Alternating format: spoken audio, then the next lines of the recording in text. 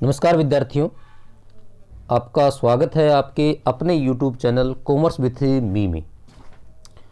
आप सभी को सर्वप्रथम नव वर्ष की हार्दिक शुभकामनाएं। ये वर्ष आपके लिए मंगलमय हो। और इस YouTube चैनल पर अब तक अपन ने सिर्फ जो 12th क्लास के जो कॉमर्स से रिलेटेड जो वीडियो हैं वही अपन अपलोड करते थे। नव वर्ष के साथ अपन इस पर कॉमर्स से रिलेटेड जो भी अपने कम्पिटेटिव एग्ज़ाम हैं, यानी जो भी अपने पास प्रतिस्पर्धात्मक एग्ज़ाम है, उनसे संबंधित वीडियो भी अपन अपलोड करेंगे। तो इसकी शुरुआत अपन कर रहे हैं कॉमर्स से फर्स्ट ग्रेड, आरपीएससी कॉमर्स जो फर्स्ट ग्रेड है उससे रिलेटेड सिलेबस के साथ कर रहे हैं। अपन लगातार डेली इस पर फर्स्ट ग्रेड से संबंधित जो भी अपना सिलेबस है उसके एक एक टॉपिक की वीडियो अपन इस पर अपलोड करेंगे। तो आज की क्लास में अपन इसके जो सिलेबस है उसको डिस्कस करते हैं। देखिएगा, ये जो सिलेबस है ये मैंने आरपीएससी की साइट से डाउनलोड किया है, उसी को अपन डिस्कस कर रहे हैं। तो सिलेबस को विद्यार्थियों अपन मूल रूप से 3 भागों में अपलोड करके देख सकते हैं, 3 भागों में डिवाइड करके पढ़ सकते हैं। देखिएगा, एक तो अपना जो सिलेबस है वो है कौन सी लेवल का, सीनियर सेकेंडरी लेवल का। ये देखिएगा, सीनियर सेकेंडरी लेवल का जो अपना सिलेबस है उसकी अपन बात कर रहे हैं। ये देखिएगा, सीनियर सेकेंडरी लेवल का। सीनियर सेकेंडरी लेवल के सिलेबस में हमें इंट्रोडक्शन जो है वो हमें डिस्कस करना पड़ेगा। जैसे कि हमें पता है कि हमारे सिलेबस में मूलतः 3 सब्जेक्ट लगते हैं, अकाउंटेंसी, इकोनॉमिक्स और तीसरा सब्जेक्ट अपने पास लगता है बिजनेस स्टडीज। तीनों ही सिलेबस के जो इंट्रोडक्शन है, बेसिक परिचय है, उसको अपन डिस्कस करने वाले हैं सीनियर सेकेंडरी लेवल पर। यानी ये जो मूलतः विद्यार्थियों अपन पढ़ेंगे वो अपना टोटली बेस्ड होगा 2 चीज़ों पर। 2 चीज़ें कौन कौन सी मैं आपको क्लियर कर देता हूं। इसमें एक तो अपने पास आरबीएससी की जो बुक्स हैं, आरबीएससी की जो बुक्स हैं जो लास्ट ईयर तक सिलेबस में रनिंग थी, एक तो उनको लेकर के चलेंगे। और एक अपन इसमें डिस्कस करने वाले हैं एनसीईआरटी का जो सिलेबस है जो इस साल से कंटिन्यू हुआ है, उस सिलेबस को अपन बेस मान करके पूरे के पूरे सिलेबस को ढंग से कवर करने वाले हैं। क्लियर है? तो फटाफट एक बार अपन टॉपिक देख लेते हैं कि कौन कौन से टॉपिक अपने सिलेबस में है। सबसे पहले मैं बात करता हूं अकाउंटिंग कॉन्सेप्ट में। तो अकाउंटिंग कॉन्सेप्ट में आपको नजर आ रहा होगा स्क्रीन पर प्रिंसिपल ऑफ बुक कीपिंग है, यानी बुक कीपिंग अपन करते हैं उसके सिद्धांत क्या है। डबल एंट्री सिस्टम है जो मूलतः कॉन्सेप्ट है अकाउंटेंसी का। उन दोनों चीजों को अपन डिस्कस करने वाले हैं यहाँ। उसके बाद मैं बात करता हूँ विद्यार्थियों, अपने पास यहाँ सब्सिडरी बुक्स हैं, जैसे कैश बुक होगी, परचेज बुक होगी, सेल्स बुक होगी। इन सब्सिडरी बुक्स का परफॉर्मा क्या है, कौन सी बुक का कहाँ रोल है, इन सारी चीज़ों को डिस्कस करेंगे। फाइनल अकाउंट हो गई, फाइनल अकाउंट में भी दोनों चीज़ें अपन पढ़ने वाले हैं। देखो, इसमें अकाउंट और फाइनल अकाउंट में देखिएगा क्या क्या चीज़ें अपन डिस्कस करने वाले हैं यहाँ, कि फाइनल अकाउंट में क्या क्या चीज़ें अपने साथ आने वाली है।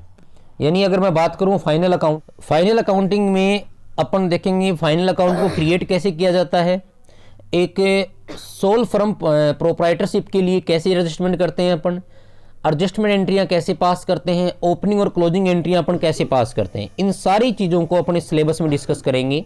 उसके बाद विद्यार्थियों अगर अपन बात करें तो अपने टॉपिक में ट्रायल बैलेंस है, रेक्टिफिकेशन ऑफ एरियर है, जिसको कि 11th बेस पर सबसे हार्ड टॉपिक अपन मानते हैं, उस टॉपिक को अपन डिस्कस करेंगे। डेप्रिसिएशन हो गया, प्रोविजन एंड रिजर्व्स हो गया, accounting for bill exchange transactions हो गए, यानी जो बीआरबीपी का कॉन्सेप्ट हो गया। इसके अलावा 12th बेस की मैं बात करूं तो अपने पास पूरा का पूरा पार्टनरशिप एक्ट है। पार्टनरशिप क्या है, पार्टनरशिप के लिए एडमिशन ऑफ पार्टनर क्या होता है, रिटायरमेंट ऑफ पार्टनर क्या होता है, डिसोल्यूशन ऑफ फर्म क्या होता है, ये सारी चीज़ें अपन डीपली तरीके से यहाँ डिस्कस करने वाले हैं। इसके अलावा मैं बात करूँ आपके सिलेबस में तो 12th बेस पर विद्यार्थियों कंपनी अकाउंट्स हैं। कंपनी अकाउंट में इश्यू ऑफ शेयर है, फॉरफीचर ऑफ शेयर है, री इश्यू ऑफ शेयर्स है, रिडम्पशन ऑफ शेयर्स है। अब देखिएगा, redemption of shares and debentures है। लेकिन अगर मैं 12th बेस की बात करूं तो अपने सिलेबस में अब की बार ये रिडम्पशन ऑफ जो शेयर्स हैं इसके बजाय एनसीईआरटी में सिर्फ रिडम्पशन ऑफ वो डिवेंचर्स हैं, उनको अपन डिस्कस करेंगे। क्योंकि रिडम्पशन ऑफ शेयर जो प्रीफरेंस शेयर की बात कर रहा है वो अब की बार 12th वाले एनसीईआरटी के कॉन्सेप्ट में नहीं है। बाकी ये सारी चीज़ें अपने 12th एनसीईआरटी से कवर हो रही। क्लियर है। इसके अलावा देखिएगा कुछ कॉन्सेप्ट यहाँ पर कंप्यूटर अकाउंट से रिलेटेड भी है। कंप्यूटर अकाउंटिंग की मैं बात करूँ तो कंप्यूटर अकाउंटिंग में बेसिक हमें फंडामेंटल समझना पड़ेगा। टैली में कौन कौन सी की काम में आती है वो की समझनी पड़ेगी। ये सारी चीज़ें अपना अच्छी तरीके से डिस्कस करेंगे। तो ये सारा सिलेबस अपना हो गया विद्यार्थियों। किससे रिलेटेड मुझे बताइएगा। यहाँ से लेकर के और यहाँ तक की बात करूँ मैं तो अकाउंटिंग कॉन्सेप्ट अपना कवर हो रहा है। कौन सा कॉन्सेप्ट कवर हो रहा है? Accounting concept. यानी अकाउंटेंसी की मैं बात करूं तो इतना सिलेबस हमें ग्रेजुएशन सीनियर सेकेंडरी लेवल पर पढ़ना पड़ेगा। इसके अलावा मैं बात करूं सीनियर सेकेंडरी लेवल पर अपने पास क्या है। बिजनेस की बात करूं तो बिजनेस में है बिजनेस ऑर्गेनाइजेशन। बिजनेस ऑर्गेनाइजेशन में देखो बिजनेस ऑर्गेनाइजेशन के टाइप्स अपने सिलेबस में है। टाइप्स की अगर मैं बात करूं तो देखिएगा आपको नजर आ रहा होगा सोलो जो बिजनेस प्रोप्राइटरी होता है उसको पढ़ेंगे अपन, पार्टनरशिप को पढ़ेंगे, जॉइंट स्टॉक कंपनी को पढ़ेंगे। उसके बाद मैं बात करूं थोड़ा सा अपन और डीपली इसमें जाएंगे तो और डीपली में अगर अपन जाते हैं तो ध्यान से समझिएगा। यहाँ प्रिंसिपल्स ऑफ मैनेजमेंट है तो प्रिंसिपल ऑफ मैनेजमेंट अपन यहाँ भी डिस्कस करेंगे। और जो RL नवलखा की बुक है जो बीकॉम लेवल पर लग रही है वहां से भी इसको डिस्कस करेंगे। तो प्रिंसिपल ऑफ मैनेजमेंट यानी प्रबंध के सिद्धांतों की मैं बात करूं तो प्रबंध के सिद्धांतों में अपने पास विद्यार्थियों एक तो इसका कॉन्सेप्ट लग रहा है, यानी ये मैटर है, इसका कॉन्सेप्ट क्या है उसकी बात करेंगे अपन। कॉन्सेप्ट की बात करेंगे अपन, एफिकेटिस जो है उसके बारे में अपन डिस्कस करने वाले हैं। इसके अलावा अपन बात करने वाले हैं विद्यार्थियों कैपिटल मार्केट की, पूंजी बाजार की। पूंजी बाजार की दो टाइप्स होते हैं हमें पता है, प्राइमरी और सेकेंडरी। उन दोनों चीज़ों को अपन डिस्कस करेंगे यहाँ। क्लियर है। इसके अलावा मैं बात करूं आगे तो आगे अपन बात करने वाले हैं विद्यार्थियों यहाँ किससे संबंधित चीज़ों की। इसके बाद अपन डिस्कस करने वाले हैं मार्केटिंग की, यानी मार्केटिंग का जो कॉन्सेप्ट है, मार्केटिंग का मीनिंग क्या है, मार्केटिंग के फंक्शन क्या है, मार्केटिंग का रोल क्या है, इस चीज़ को अपन अपने सिलेबस में डिस्कस करेंगे। इसके अलावा अगर मैं बात करूं मार्केटिंग के अलावा तो देखिए कुछ पार्ट अपने स्टैटिस्टिक्स का भी लग रहा है। किसका पार्ट लग रहा है? स्टैटिस्टिक्स की मैं बात करता हूं, statistics of economics. Statistics of economics जो अपने सिलेबस में लग रही है उसमें अपन बात करने वाले हैं विद्यार्थियों। देखो कुछ बेसिक्स टॉपिक्स हैं जिनको अपने सेकंड पेपर में और फर्स्ट ग्रेड के फर्स्ट पेपर में भी डिस्कस करने वाले हैं, जैसे मेजर्स ऑफ सेंट्रल टेंडेंसी। इसके अलावा मैं बात करूं आपके साथ मेजर्स ऑफ सेंट्रल टेंडेंसी के अलावा अपने पास एक है अपने पास measures of dispersion. Measures of dispersion है। इंट्रोडक्शन है अपने पास। एक है किसका? इंट्रोडक्शन ऑफ इंडेक्स का है। इंडेक्शन है वो बेसिक सा कॉन्सेप्ट है तो ज़्यादा डीपली चीज़ें अपने इसमें डिस्कस नहीं कर रहे। क्लियर है। इसके अलावा विद्यार्थियों अगर मैं बात करूं इस सिलेबस में अपने लिए पढ़ने लायक और क्या चीज़ें हैं तो ये जो पोर्शन देखिएगा यहाँ से यहाँ तक का जो पोर्शन था मैं आपको फिर क्लियर कर देता हूँ। कंप्यूटर इन अकाउंटिंग से के बाद से यहाँ से लेकर के और यहाँ तक का जो कॉन्सेप्ट देखिएगा यहाँ तक, मैं इसको फिर जूम कर देता हूँ। देखिएगा यहाँ से लेकर के और मार्केटिंग तक का जो कॉन्सेप्ट है ये बिजनेस का पोर्शन है। क्लियर है। उसके बाद का यहाँ से लेकर के यहाँ तक का जो पोर्शन अपने पास बचता है ये सारा पोर्शन विद्यार्थियों अपना बचता है वो किसका बचता है मुझे बताइएगा? उसका इकोनॉमिक्स का बचता है। तो उसमें स्टैटिस्टिक्स का कॉन्सेप्ट अपन ने देखा। इसके अलावा मैं बात करूं स्टैटिस्टिक पोर्शन के अलावा सेकंड कॉन्सेप्ट अपने पास पॉवर्टी है। पॉवर्टी के एब्सोल्यूट एंड रिलेटिव पॉवर्टी के बारे में पूछा है, यानी सापेक्ष और निरपेक्ष पॉवर्टी वो क्या है उसके बारे में हमसे पूछ रहा है। ये main programs of poverty elevations, इसका मतलब है सरकार के द्वारा इसके लिए कौन कौन से प्रोग्राम चलाए गए हैं उनके बारे में पूछ रखा है। तो ये सारी चीजें अपन यहां डिस्कस करने वाले हैं। क्लियर है। इसके अलावा मैं बात करूं आपके पास थर्ड जो कॉन्सेप्ट इसके इकोनॉमिक्स में अपने पास है वो कौन सा? देखिएगा यहां रूरल डेवलपमेंट का है। किसका है? रूरल डेवलपमेंट का। रूरल डेवलपमेंट की क्या है, ग्रामीण क्षेत्र में क्या क्या साख दी जा रही है, उधार की सुविधाएं क्या क्या है, क्रेडिट और मार्केटिंग का कॉन्सेप्ट अपन यहाँ डिस्कस करने वाले हैं। उसके बाद रोल ऑफ कोऑपरेटिव्स, यानी जो कोऑपरेटिव सोसाइटियां होती हैं, जो ग्रामीण क्षेत्र के बैंक हैं, उप बैंक हैं, उन सारे बैंकों को अपन यहाँ डिस्कस करने वाले हैं। क्लियर है? इसमें देखो एग्रीकल्चर जो अपने पास है, एग्रीकल्चर के क्षेत्र में जो अपने पास कॉन्सेप्ट है उनको चर्चा करेंगे। अल्टरनेटिव फार्मिंग क्या है, यानी अतिरिक्त स्थानांतरण कृषि क्या है, ऑर्गेनिक फार्मिंग क्या है, उनको अपन डिस्कस करने वाले हैं सिलेबस में।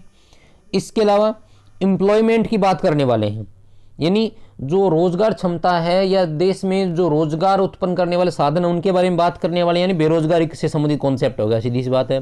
फॉर्मल और इनफॉर्मल, ग्रोथ और issue, other issues, problems and policies. इसके अलावा एक मोस्ट टॉपिक के रूप में अपन बात करते हैं इकोनॉमिक में 1991 के जो अपने पास सुधार हैं, 1991 के जो अपने पास इकोनॉमिक रिफॉर्म्स हैं उनकी चर्चा करेंगे। उनकी आवश्यकता क्या है, मुख्य रिफॉर्म्स क्या है, लिबरेशन, ग्लोबलाइजेशन और प्राइवेटाइजेशंस हैं, उन तीनों कॉन्सेप्ट्स को अपने 12th लेवल पर डिस्कस करेंगे। क्लियर है? तो ये अपन बात कर रहे हैं 12th लेवल की। इसके बाद मैं अगर बात करूं कि ग्रेजुएशन लेवल की अपने पास क्या क्या कॉन्सेप्ट हैं, तो फटाफट मैं इसको बता देता हूं कि ग्रेजुएशन लेवल पर अपने पास क्या है। देखिएगा, ग्रेजुएशन लेवल पर अपने पास जो सिलेबस है उसमें सबसे पहले है financial statements, meaning and analysis. देखिएगा, इस टॉपिक को अपन यहाँ भी डिस्कस करेंगे और 12th बेस पर कंपनी जो अकाउंट्स है वहाँ भी डिस्कस करने वाले हैं। क्लियर है? तो ये अपने लिए यहाँ रिवाइज हो जाएगा, ज़्यादा मुश्किल काम नहीं है। उसके अलावा tools of financial statements analysis की मैं बात करता हूं, तो वित्तीय विवरणों के विश्लेषण के मेथड हैं वो विद्यार्थियों 12th बेस पर भी पढ़ेंगे और यहां भी पढ़ेंगे, तो ये अपने लिए रिवीजन का कॉन्सेप्ट हो जाएगा, एक्स्ट्रा कुछ नहीं सीख रहे। कैश फ्लो भी क्या है मुझे बताइएगा, एक टूल है किसका, फाइनेंशियल जो स्टेटमेंट होते हैं उनके एनालिसिस का ही एक क्या है, टूल है। क्लियर है? इसके अलावा मैं बात करूं कॉस्ट अकाउंटिंग, ये कॉन्सेप्ट अपना उठाया गया विद्यार्थियों पूरा का पूरा बीकॉम सेकेंड ईयर की जो बुक्स लग रही हैं उन बुक्स से। उसमें अपन क्या पढ़ेंगे, कॉस्ट अकाउंटिंग का। देखो, कॉस्ट अकाउंटिंग के एक तो मीनिंग पढ़ेंगे और मीनिंग के अलावा अगर मैं बात करूं कॉस्ट अकाउंटिंग के मीनिंग के अलावा इसकी डेफिनेशंस है उनको अपन पढ़ने वाले हैं। कॉस्ट अकाउंटिंग का विद्यार्थी को एक बड़ा पोर्शन है, ज़्यादा बड़ा तो नहीं कह सकते लेकिन बड़ा पोर्शन इसमें लग रहा है और अच्छे मार्जिन का पोर्शन लग रहा है। पिछली बार भी यहाँ से प्रैक्टिकल और थ्योरिकल क्वेश्चन उठे थे और इजी कॉन्सेप्ट वाले प्रश्न उठे थे। एलिमेंट्स ऑफ कॉस्टिंग की बात करेंगे अपन, मटेरियल, लेबर और ओवरहेड्स। क्लियर है? तो इतना कॉन्सेप्ट अपना लग रहा है बीकॉम सेकेंड ईयर की बुक से कॉस्टिंग का। उसके बाद अपन बात कर रहे हैं, अगला जो पोर्शन अपना है विद्यार्थियों वो है ऑडिट का। किसका कॉन्सेप्ट है मुझे बताओ, ऑडिट का। तो ऑडिट का मीनिंग, ऑब्जेक्टिव्स, ऑडिट क्यों की जाती है, ऑडिट का अर्थ क्या है, किस पर्पज में इसको अपन काम में लेते हैं। Audit of companies, most important, एक कंपनी के लिए ऑडिट का क्या कॉन्सेप्ट है इसको अपन पढ़ेंगे। उसके बाद जो ऑडिटर है उसका अपॉइंटमेंट कैसे होता है, उसके राइट्स क्या हैं, उसकी ड्यूटीज क्या हैं, उसकी लाइबिलिटीज क्या है, वो सारी चीजें अपन डिस्कस करने वाले हैं।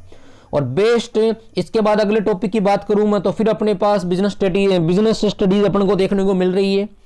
बीएम की बात करते हैं, बिजनेस मैनेजमेंट की, तो अपने पास Indian contract act, important Indian contract act है, इसमें क्या क्या अमेंडमेंट हुए उन सारी चीजों को पढ़ेंगे। बेसिक जो एक्ट था वो कौन सा था अपना बताइए,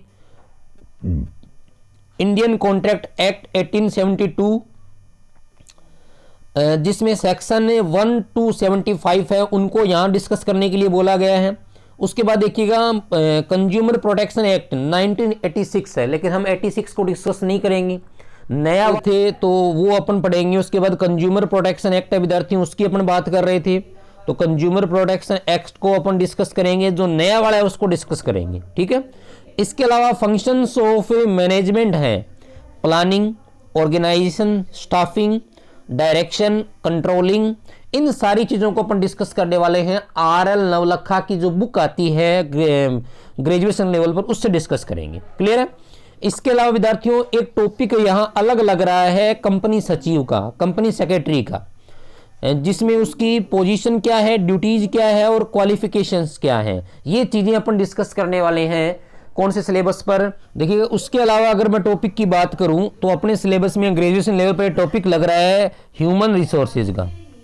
और अगर आपको ध्यान में हो, जिन्होंने पिछले बार फर्स्ट ग्रेड दिया हो, तो ह्यूमन रिसोर्सेज से प्रश्न विद्यार्थियों अपने पास पुटअप हुए थे। यहाँ ह्यूमन रिसोर्सेज से अपने यहाँ पर प्रश्न हैं वो कई सारे पुटअप हुए थे, तो इसलिए ये टॉपिक अपने आप में इम्पोर्टेंट हो जाता है।